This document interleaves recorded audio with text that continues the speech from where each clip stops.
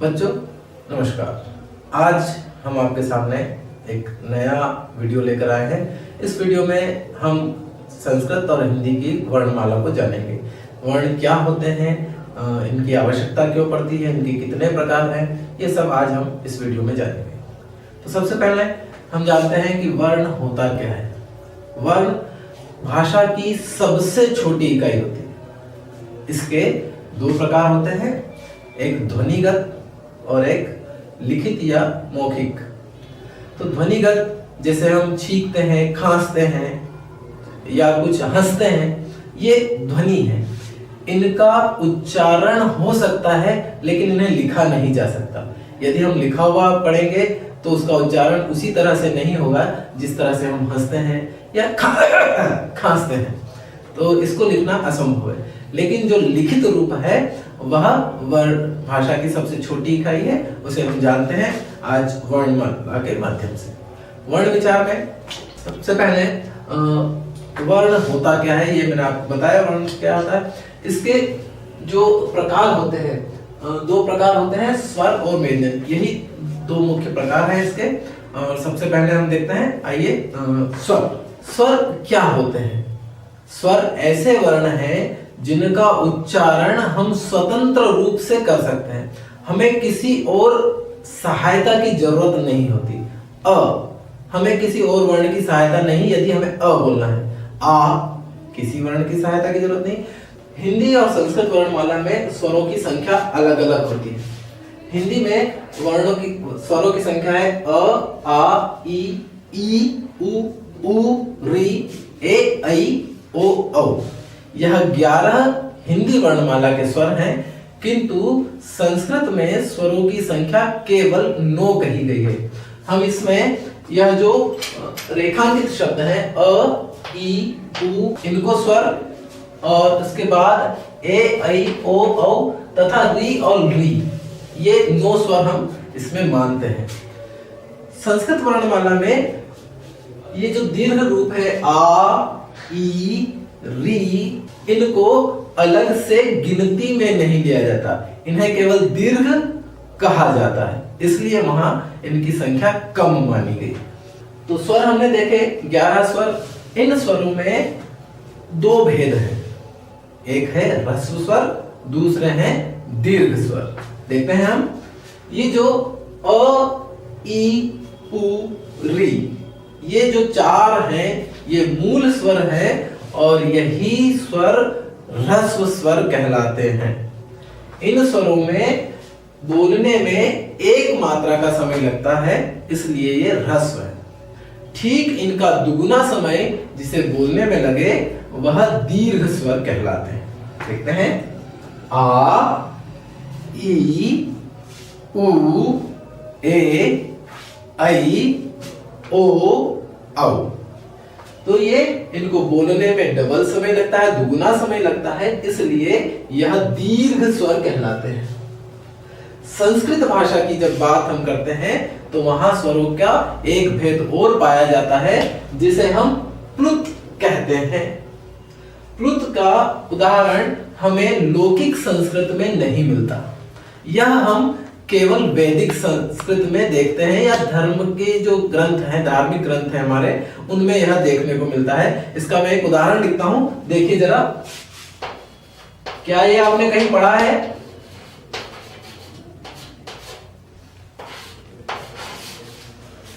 ओम। इस तरह हिंदी वर्णमाला का जहां 3 लिखा हुआ दिखाई दे वहां हमें प्लुत स्वर समझना चाहिए। तो यह केवल संस्कृत में प्रयोग में आता है और अधिकतर यह धार्मिक ग्रंथों में ही प्रयोग में आता है, इसलिए हम इसको विस्तार में नहीं समझेंगे। इसके बाद हिंदी वर्णमाला में हम जब छोटे थे, पहली दूसरी कक्षा में, नर्सरी में पढ़ते थे, तो स्वरों के साथ हमें पढ़ाया जाता था अम, अह, किंतु ये स्वर नहीं है, ये अयोगवाह है। इनका उच्चारण व्यंजनों की तरह भी होता है और स्वरों की तरह भी होता है, इसलिए इन दोनों को अयोगवाह कहते हैं। इसके बाद व्यंजनों के प्रकार आते हैं। तो व्यंजनों के प्रकार बताने से पहले मैं आपको बता दूं कि ये जो 4 अंतिम स्वर हैं ए, ऐ, ओ, औ, ये अपने आप में संयुक्त स्वर हैं। ओके, जब अ में ई मिलता है तो ए बनता है, अ में ई मिलता है तो ए बनता है, और उसी में एक और अ मिल जाए तो ऐ का रूप बनता है। इसी प्रकार जब अ और उ मिलते हैं तो ओ बनता है। ये दो स्वर मिलकर ओ बनाते हैं, और इनमें अगर एक और अ मिला दिया जाए तो उसका रूप औ हो जाता है। ठीक है, अब हम देखते हैं कि व्यंजन किसे कहते हैं और व्यंजन के कितने प्रकार हैं। वर्णों का दूसरा प्रकार है व्यंजन।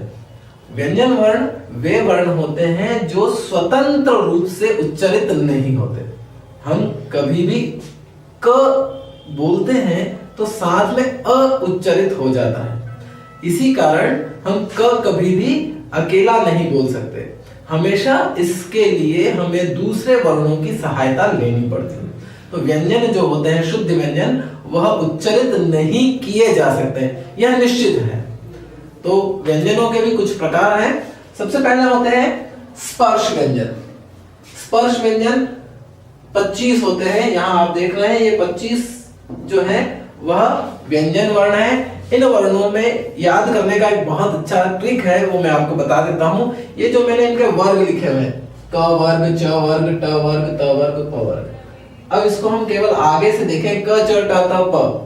ये क च ट त प हमने याद कर लिया तो हमारे संस्कार में है, हमने पढ़ा हुआ है, तो हमें क याद आने पर क ख ग घ याद आ जाता है, च पर च छ ज ज याद हो जाता है। तो इनको याद करने के लिए याद रखना है, और इन्हीं के नाम से इस वर्ग को जाना जाता है। तो क वर्ग में 5 अक्षर होते हैं, क ख ग घ ङ।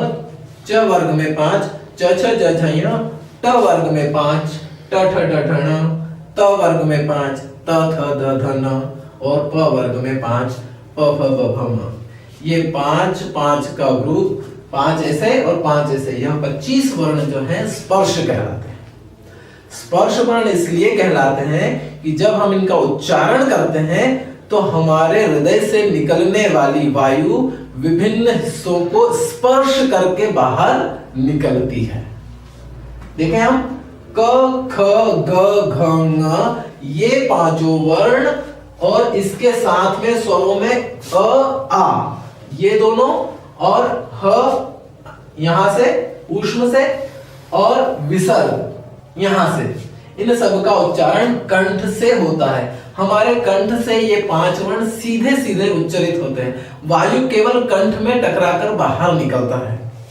दूसरे वर्ग पर आते हैं हम, च छ ज झ ञ, इसके साथ दोनों ई, ह्रस्व और दीर्घ, ये, और श, तालव्य श, इसका उच्चारण हम तालु से करते हैं। तालु ऊपर के दांतों के ठीक ऊपर जो खुरदुरा पदार्थ हिस्सा होता है वही तालु कहलाता है। तो ये सब वहां से उच्चारित होते हैं, इनके साथ ये 4 वर्ण और उच्चारित होते हैं। इसके बाद स्पर्श वर्ण का ट वर्ग आता है, ट ठ ड ढ ण। तो तालु जो खुरदुरा हिस्सा है, खुरदुरा भाग है, उसके ठीक ऊपर चिकना हिस्सा जो होता है वह मूर्धा कहलाता है।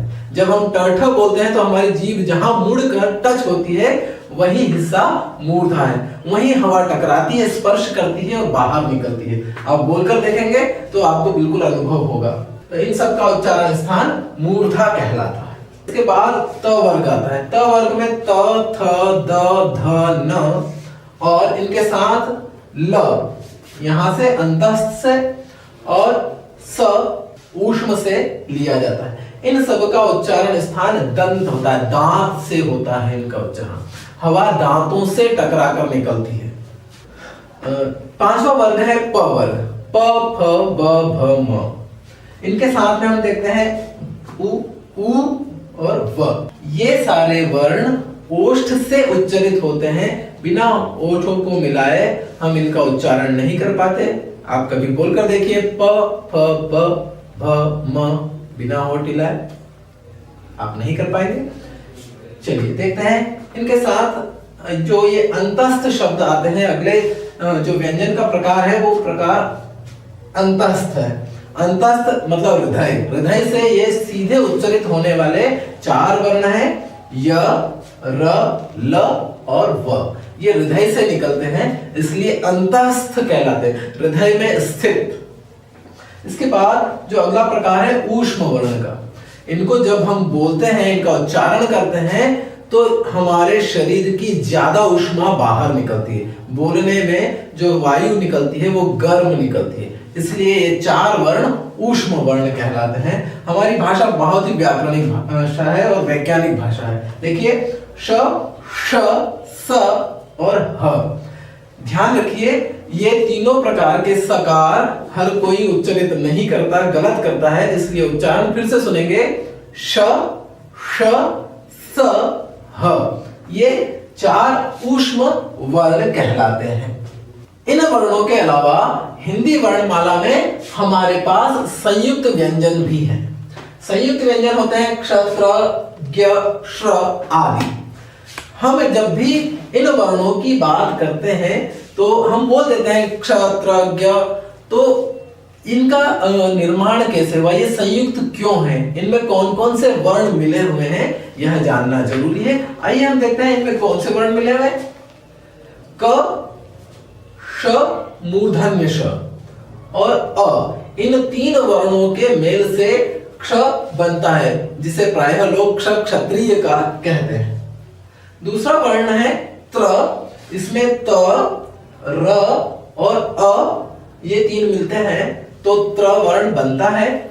अगला है ज्ञ, इसका उच्चारण शुद्ध उच्चारण ज्ञ होता है, क्योंकि यह ज, ञ और अ से मिलकर बनता है, इसमें ग का प्रयोग नहीं होता है, ये ज्ञ है।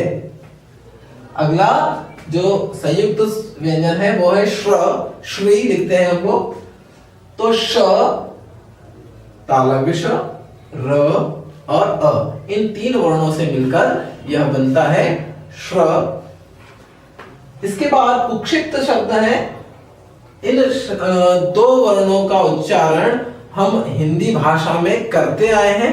जब हमें लिखना होता है बड़ा, पढ़ाई, तो हम इन उक्षिप्त वर्णों का प्रयोग करते हैं। प्रायः यह वर्णमाला में लिखे हुए नहीं होते हैं, लेकिन यह उक्षिप्त है। इन्हीं में अगला एक प्रकार और है ग्रहित शब्द। ग्रहित शब्द जो है, वर्ण जो है, ये ज और फ, ज और फ, ये हमारी भाषा के शब्द नहीं है, ये हमने उर्दू अरबी से ग्रहित किए हैं, उनसे ले लिए हैं हमने। इनका प्रयोग आपको अंग्रेजी शब्दों में, उर्दू शब्दों में, अरबी शब्दों में, फारसी शब्दों में मिलता है। हिंदी और संस्कृत में इनका प्रयोग नहीं होता है। हिंदी वर्णमाला अभी आपने देखी। इसके अलावा हमारे पास एक और विषय होता है संस्कृत। संस्कृत में भी मैंने आपको कुछ बताया था कि दीर्घ री होता है, री होता है। तो संस्कृत वर्णमाला में और क्या क्या चीजें पढ़ाई जानी चाहिए, क्या चीज आवश्यक है, हिंदी में भी उपयोगी है, लेकिन संस्कृत में खास इनका महत्व होता है, इसलिए हम इनको भी जान लेते हैं। तो संस्कृत में मैंने आपको बताया था कि अ, ई, उ, री, ये 4 मुख्य स्वर हैं। इनके बाद जो इनके दीर्घ रूप है उन्हें अलग से गिना नहीं जाता, वे इसी के अंतर्गत आते हैं। किंतु ये जो संयुक्त स्वर है, इन्हें हम संस्कृत में भी गिनती में लेते हैं और हिंदी में भी गिनती में लेते हैं।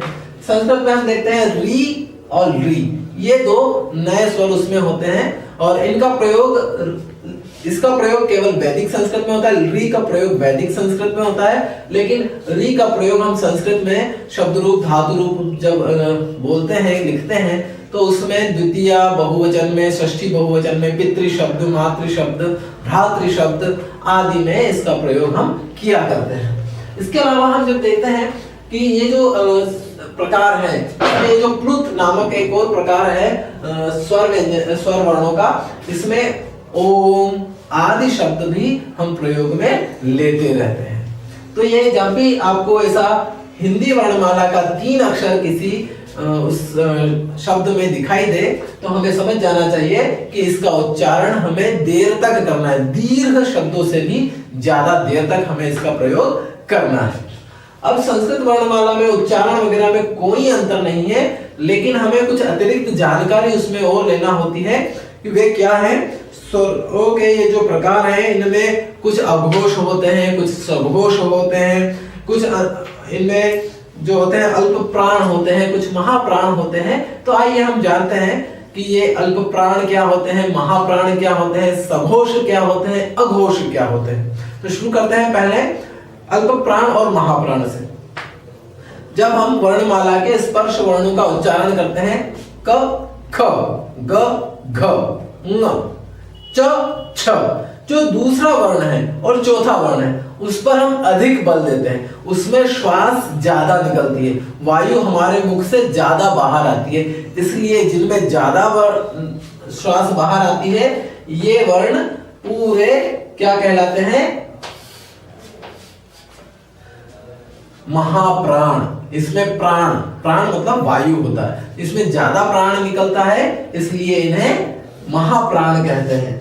तो ये जितने भी दूसरे और चौथे कॉलम को आप देख रहे हैं, खड़ी लाइनों को देख रहे हैं, ये सब महाप्राण कहलाते हैं। अब बचा कौन, 1, 3, 5, पहला, तीसरा और पांचवा। इनमें वायु कम बाहर निकलता है इसलिए ये तीनों कॉलम, तीनों खड़ी लाइनें जो बच गई हैं वे अल्प प्राण व्यंजन कहलाते हैं। इसी तरह अल्प प्राण के बाद हम इनके और प्रकार देखते हैं। संस्कृत में हमको पढ़ाया जाता है, हमको बताया जाता है कि सघोष और अघोष क्या होते हैं। तो इसको जानने के पहले हमें थोड़ा सा विज्ञान भी जानना होता है। जहां से हम वर्णों का उच्चारण करते हैं यह हमारा स्वर तंत्र कहलाता है। ये जो कोवा कहते हैं जिसको लोग, इसमें स्वर तंत्र होता है, आप विज्ञान में पढ़ते रहे होंगे। तो उस स्वर तंत्र में जो कंपन होता है उसके आधार पर शब्दों के ये दो प्रकार हैं, वर्णों के दो प्रकार हैं, एक सघोष और एक अघोष।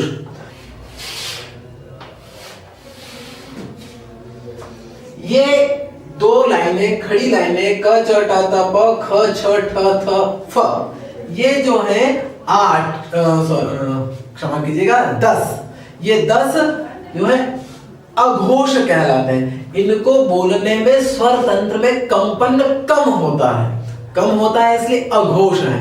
लेकिन बचे हुए ग, घ, ङ, ज, झ, ञ, ड, ढ, ण, द, ध, न, ब, भ, म, इनमें स्वर तंत्रिका में ज्यादा कंपन होता है इसलिए इन्हें सघोष वर्ण कहते हैं। इसके अलावा अंतस्थ, यर, लव और श, श, स, ह, ये अंतस्थ, ऊष्म, इनमें कोई फर्क नहीं है, कोई अंतर नहीं है, हिंदी वर्णमाला की ही तरह होते हैं। अगले वीडियो में हम संस्कृत के माहेश्वर सूत्र के हिसाब से वर्णमाला पढ़ेंगे और उसका आनंद लेंगे। धन्यवाद।